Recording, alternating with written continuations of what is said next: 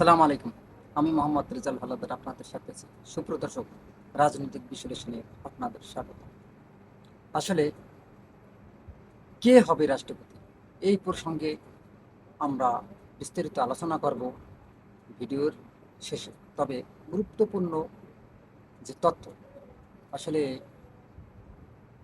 ভারতের রয়ের যে অফিস, প্রধান অফিস, সেটা আছে আপনার ভারতে। কিন্তু ভারতের আর একটা রর অফিস আছে আপনার ক্যান্টনমেন্টে। আসলে এটা আমার কথা না, দেখুন সাজেশন রয়ের হেডকোয়ার্টার হচ্ছে ভারতে, আর ভারতীয় গোয়েন্দা সংস্থা এই রয়ের আরেকটা হেডকোয়ার্টার আছে বাংলাদেশে, ঢাকায় ক্যান্টনমেন্টে। রয়ের হেডকোয়ার্টার হচ্ছে ভারতে, আর ভারতীয় গোয়েন্দা সংস্থা এই রয়ের আরেকটা হেডকোয়ার্টার আছে বাংলাদেশে, ঢাকায় ক্যান্টনমেন্টে। দেখেন, যখন ছাত্র জনতার গণ অভ্যুত্থানে সাবেক প্রধানমন্ত্রী শেখ হাসিনা এই দেশ ছেড়ে পালিয়ে যায় ভারতে, তারপর বাংলাদেশটা অভিভাবক শূন্য হয়ে যায়। এমনকি আওয়ামী লীগের নেতাকর্মী সহ সবাই যে যার মতো গাট্টি বস্তা গোল করে, যে যেভাবে আত্মগোপনে চলে যায়। কিন্তু এই যে আত্মগোপনে চলে যাওয়ার পিছনে অনেক কারণ আছে। যেমন বাংলাদেশের অর্থনীতিকে ধ্বংস করে ফেলে এবং বাংলাদেশের যে জনগণের যে একটা অধিকার, সেটা খনন করার চেষ্টা করে। মানুষের, সাধারণ মানুষের কথা বলার যে অধিকার, সেটাও কেড়ে নেয় আওয়ামী লীগ সরকার। এমনকি মানুষকে, সমস্ত জনগণকে একটা কুক্ষিগত করার চেষ্টা করে সাবেক প্রধানমন্ত্রী শেখ হাসিনা। এই সমস্ত সাধারণ জনগণ একদম বিরক্তকর একটা পরিস্থিতি হয়ে যায় এবং সাধারণ মানুষ যখন ক্ষোভে ফেটে পড়ে, তারপরেই ছাত্র জনতা সবাই মিলে একটা গণ অভ্যুত্থান করে। কিন্তু যতদিন পর্যন্ত সাবেক প্রধানমন্ত্রী শেখ হাসিনা এই বাংলাদেশের রাজত্ব কায়েম করে এবং স্বৈরাচার সরকারে পরিণত হয়, গণতন্ত্রকে একদম গলা টিপে হত্যা করে, এই দীর্ঘ 17 বছর ধরে ভারতের একটা প্রদেশের মতো চলছিল বাংলাদেশ। বলতে পারেন কিভাবে? আপনারা সার্জিস আলমের কথা শুনেছেন না, যে ঢাকা ক্যান্টনমেন্টের ভিতরও রর অফিস আছে, এখন পর্যন্ত আছে।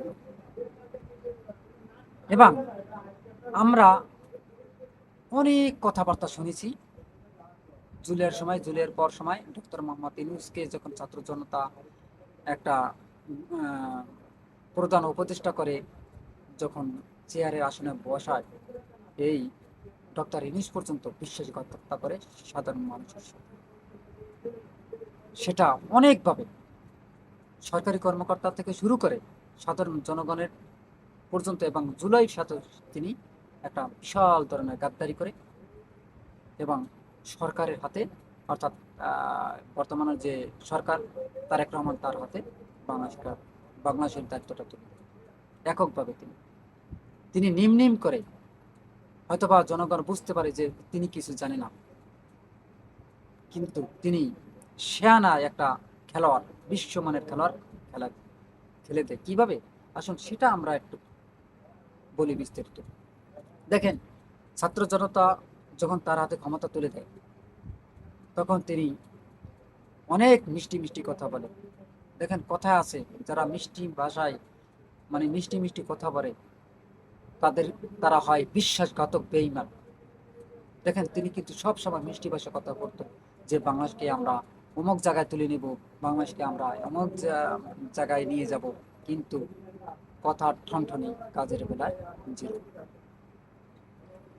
যখন তিনি ক্ষমতা পায় ডক্টর মোহাম্মদ ইউনূস, তখন কিন্তু লন্ডনে গিয়ে তিনি তারেক রহমানের সাথে একটা বৈঠক করেন। আসলে আমার এই ভিডিওটা কিন্তু সরকার বিপক্ষে চলে যাবে, কিন্তু যেগুলো সত্য কথা সেগুলো না বললে। যখন এই বৈঠকের পর একটা প্রধানমন্ত্রী তারেক রহমান এবং যে ডক্টর মোহাম্মদ ইউনূসের ভিতরে একটা আনন্দের জোয়ার দেখা গেছে এবং উচ্ছ্বাসতা দেখা গেছে। সেটা আপনারা অনেক ভিডিও ক্লিপে দেখছেন এবং অনেক ছবিতে আপনারা দেখেছেন। এমনকি যখন এই নির্বাচন দেওয়া হয়, সেই নির্বাচনে অনেক কারচুপি আছে। সেই ভিডিওর ক্লিপ আপনারা অনেক ভিডিওতে দেখেছি, সেটা দেখে নিন, আগের অনেক ভিডিও আছে। কিন্তু এখনো প্রমাণ আছে যে অনেক জায়গায় ভোট কারচুপি করে তারপর বিএনপিকে ক্ষমতা দেওয়া হয়েছে।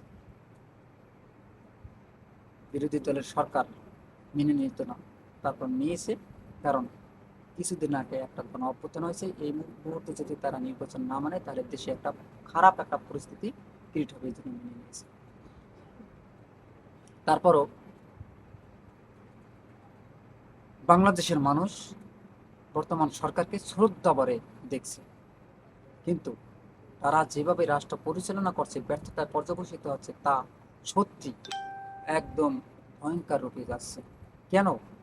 দেখেন, সবসময় বাংলাদেশের মানুষ এখন চায় ভারত বিরোধী, অর্থাৎ ভারতের সাথে ভারতকে লাথি দিয়ে দূরে ফেলে দেওয়ার জন্য। কিন্তু বর্তমান সরকার এই তিনি কিন্তু ভুল পথে পা বাড়াচ্ছে। কেন? আসুন সেটা নিয়ে একটু আলোচনা করি। আপনারা জানেন যে বর্তমানে কিন্তু চলছে যে রাষ্ট্রপতি নির্বাচন, সেই নির্বাচন 20 তারিখ নির্বাচন। সেই নির্বাচনের আগে ভারতের রয়ের প্রধান তিনি কিন্তু বাংলাদেশ এবং বৈঠকে বসেছে প্রধানমন্ত্রীর সাথে। আমরা যদিও এই ছবি দুই একটা দেখাবো, দেখবেন। তবে প্রশ্ন হলো, হঠাৎ করে কেন রয়ের প্রধান বাংলাদেশে আসবে? কারণ কি? নির্বাচন হইতেছে রাষ্ট্রপতি। মনে আছে তারেক রহমান কি বলেছে? যে আমি বাংলাদেশে আসার সাথে আমি এককভাবে জড়িত নয়। তাহলে কি কারা জড়িত? এই ভারত। এখন ভারত নাকে দড়ি দিয়ে তারেক রহমানকে যেদিকে ঘুরায় গরুর মতো সেদিকে কিন্তু ঘুরতেছে। হয়তো বা জনগণ টের পাচ্ছে না, বাংলাদেশে কিন্তু বিশাল একটা ভয়ঙ্কর আর একটা পরিস্থিতি ক্রিয়েট হবে। জুলের সেই ভয়ঙ্কর একটা যুদ্ধ হবে।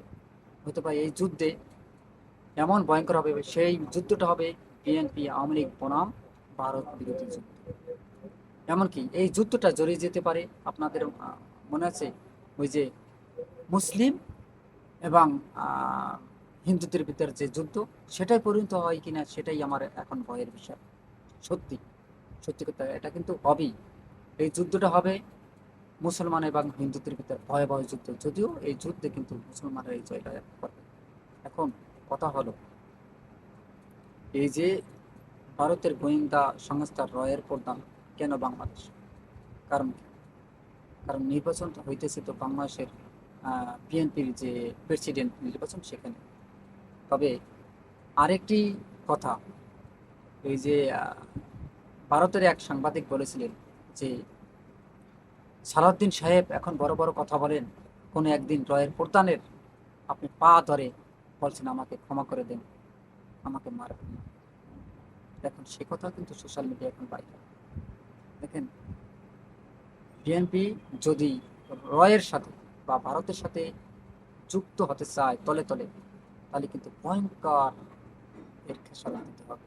আপনাদের মনে আছে জিয়াউর রহমানের কথা, যখন শেখ হাসিনাকে বাংলাদেশে আনে এবং আনার কয়েকদিনের মাথায় কিন্তু জিয়াউর রহমান হত্যা হয়। তাকে কিন্তু তাকে কিন্তু মারা হয়েছে পরিকল্পিতভাবে, এবং এটা ভারতের ইন্ধন ছিল। এবং আমরা শুনেছি যে শেখ হাসিনা বর্ডার দিয়ে বোকরা পরে পালাতে চেয়েছিল।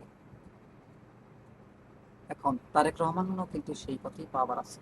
যদি তাকে মেরে ফেলা হয় তাহলে কিন্তু বিএনপির এমন কোনো এককভাবে দাঁড়ানোর কোনো ক্ষমতাই নেই, আওয়ামী লীগকে কিন্তু পার।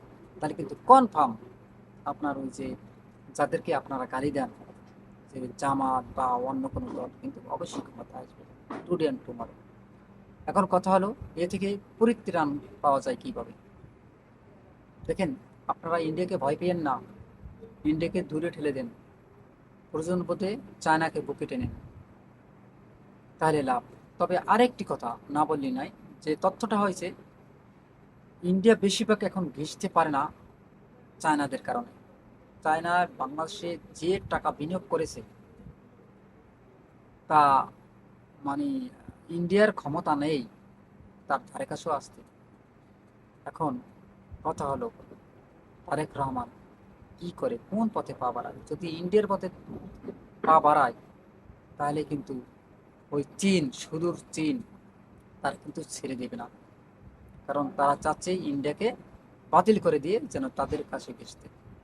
এরকম অনেক শর্ত দিয়েছে।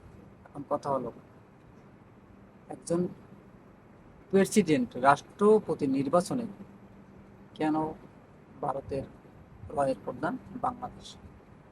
সুপ্রিয় দর্শক, প্রশ্ন আপনাদের কাছে। ভিডিওটি ভালো লাগলে অবশ্যই আর এস বাংলা নিউজ 24-কে সাবস্ক্রাইব করবেন। এরকম নতুন নতুন ভিডিও পেতে বেল বাটন অন করুন এবং ভিডিওটি সবাইকে দেখার সুযোগ করে দিন, লাইক ও শেয়ার করুন। আজ এ পর্যন্তই। আসসালামু আলাইকুম ওয়া রাহমাতুল্লাহি ওয়া বারাকাতুহু।